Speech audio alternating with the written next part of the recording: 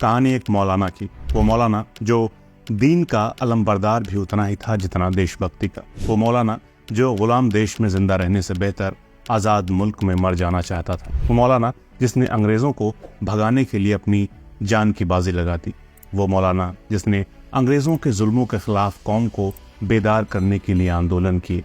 वो मौलाना जिसने कॉमरेड और हमदर्द नाम से अखबार निकाले और जेल की हवा खाई। और इनकी माँ जो थी आबादी बानो बेगम, वो भी क्रांतिकारी रही। इतिहास ने उनको बी अम्मा के नाम से जाना।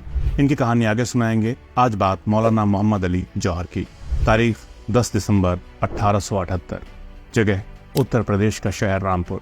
रुहेला पठान अब्दुल अली खान और आबादी बानो के घर एक बच्चा पैदा होता है।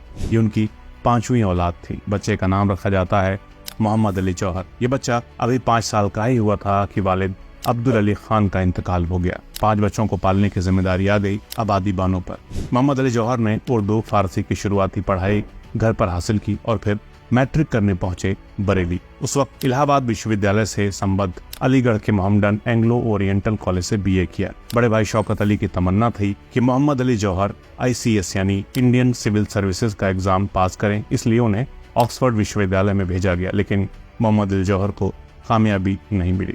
तब 1898 में उन्होंने ऑक्सफोर्ड के लिंकन कॉलेज से आधुनिक इतिहास में MA की डिग्री हासिल की।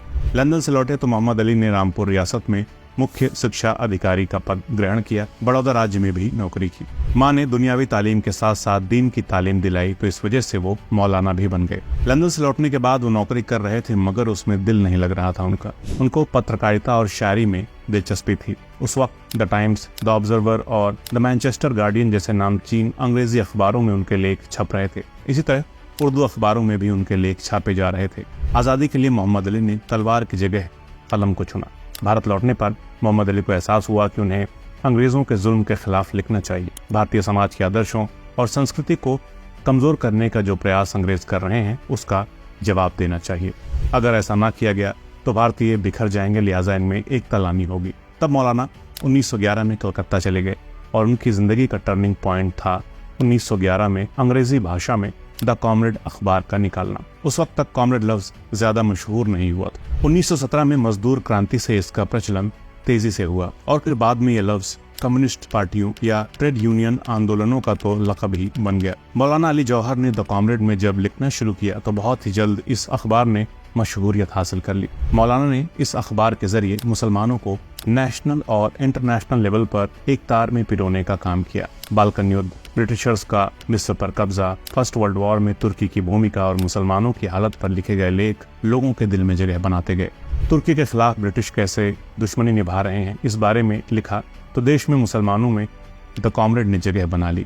1914 में द चॉइस ऑफ द तुर्क नाम से जब लेख अखबार में छपा तो क्रांति हो गई। इसमें उन्होंने अंग्रेजों के जुल्म को बयां किया था, तुर्कों और ब्रिटिश को लेकर नजरिया पेश किया था। लिहाजा नतीजा ये हुआ कि ब्रिटिश भारत सरकार ने मुस्लिमों को ब्रिटिश हुकूमत के खिलाफ भड़काने के लिए मौलाना को गिरफ्तार करा दिया। 26 सितंबर 1914 को द कॉमरेड पर रोक लगा दी गई। सारी प्रतियां जब्त कर ली गईं, लेकिन 1913 में मौलाना अपना दूसरा अखबार हमदर्द निकाल चुके थे। ये उर्दू में छपता था, जो मुसलमानों को देशभक्ति के लिए जगाने का काम कर रहा था। मगर इस अखबार के लिए भी मौलाना को जेल जाना पड़ा।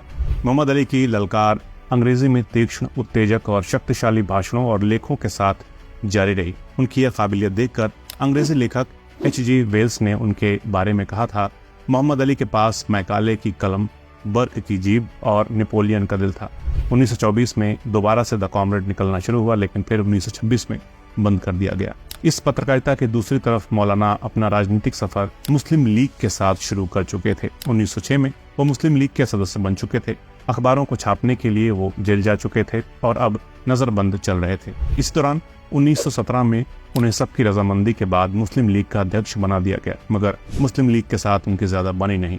लिहाजा 1919 में वो कांग्रेस में शामिल हो गए। इसी दौरान भारत में खिलाफत आंदोलन की शुरुआत हो चुकी थी। इस आंदोलन के जरिए ब्रिटिशर्स को तुर्की से आजादी को खत्म करने वाला और उनके साम्राज्य को छीनने वाला बताया गया और ऐलान किया गया कि ब्रिटिश के खिलाफ हम आवाज बुलंद करें, इसके लिए सभी उपाधियों तक का त्याग कर दें, करों का भुगतान करने से इनकार कर दें। लिहाजा ब्रिटिश सरकार का सहयोग करना हराम करार दे दिया गया। यहीं से असहयोग आंदोलन की शुरुआत भी मानी जाती है। महात्मा गांधी ने खिलाफत आंदोलन करने वालों का साथ देकर पूर्ण स्वराज के लिए असहयोग आंदोलन की नींव रख दी और इन आंदोलनों से अंग्रेजों के खिलाफ पूरा माहौल बन गया।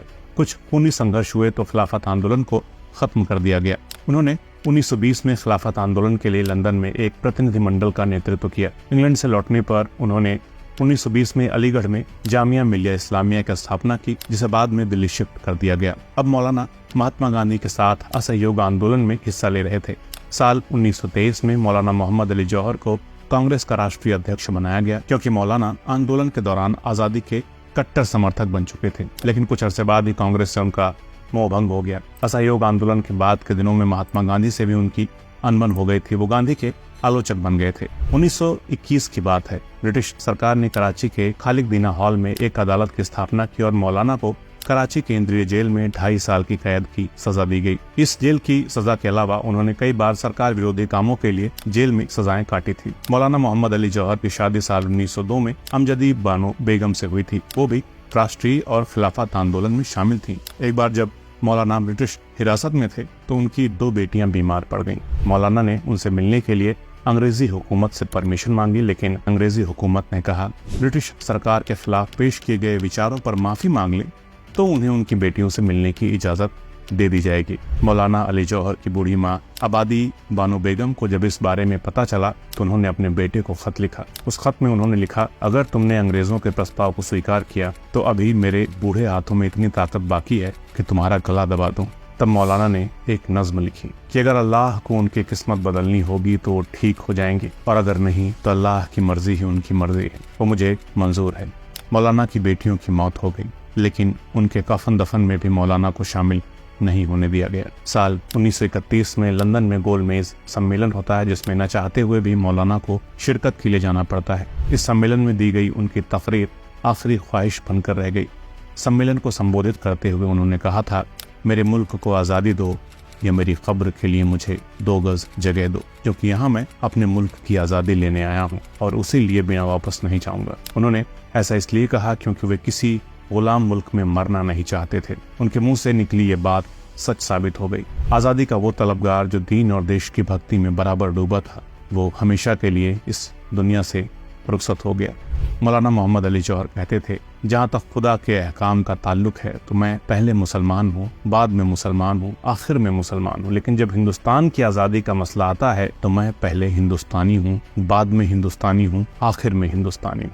लंदन में ही 4 जनवरी 1931 को उनका इंतकाल हो गया। तब उन्हें यरूशलेम की मस्जिद अल अक्सा के कब्रिस्तान में दफनाया गया। इस्लाम में मक्का और मदीना के बाद ये मस्जिद सबसे ज्यादा मुकद्दस मानी जाती है। महात्मा गांधी ने मौलाना मोहम्मद अली जौहर को श्रद्धांजलि देते हुए यंग इंडिया के 19 फरवरी 1931 के अंक में लिखा था, यरवदा जेल से मौलाना शौकत अली के नाम एक समुद्री तार द्वारा मुझे मौलाना मोहम्मद अली के प्रति अपनी श्रद्धांजलि भेंट करने का सुअवसर प्राप्त हुआ था, किंतु आज जब मैं यंग इंडिया का संपादन शुरू कर रहा हूं तो सार्वजनिक रूप से ये कहे बिना नहीं रह सकता कि मौलाना मोहम्मद अली के रूप में मैंने एक ऐसे व्यक्ति को खोया है जिनको मैं अपना भाई और मित्र कहता था, और राष्ट्र में एक निडर देशभक्त खोया है। हमारे विचारों में अंतर रहा, किंतु जो प्यार मतभेदों को सहन नहीं कर सकता वो खोखला होता है। मौलाना कमाल के शायर थे। उन्होंने कहा था, दौरे हयात आएगा कातिल तेरी क़ज़ा के बाद, है इब्तिदा मेरी तेरी इंतहा के बाद। बेशक ये एक माँ की तरबियत का ही असर था जो मौलाना मोहम्मद अली जौहर ने दीन और देशभक्ति की डोर मजबूती से थामे रखी। और आखिर में उनके एक शेर के साथ आपसे विदा लेता हूँ कि जीते जी तो कुछ ना दिखलाया मगर मर के जौहर आपके जौहर खुले। दोस्तों, इस वीडियो में इतना ही। इस सीरीज़ की और भी कहानियाँ हैं जो इस प्लेलिस्ट में आप लोग देख सकते हैं। मिलते हैं अगले वीडियो में एक नई कहानी के साथ। अगर अभी तक आपने इस चैनल को सब्सक्राइब नहीं किया है तो प्लीज़ कर लीजिए। अगर आप मुझे सपोर्ट करना चाहते हैं तो इस चैनल को ज्वाइन भी कर सकते हैं। सिर्फ 29 रुपये महीना देकर आप मुझे सपोर्ट कर सकते हैं। तो मिलते हैं अगले वीडियो में। नमस्कार।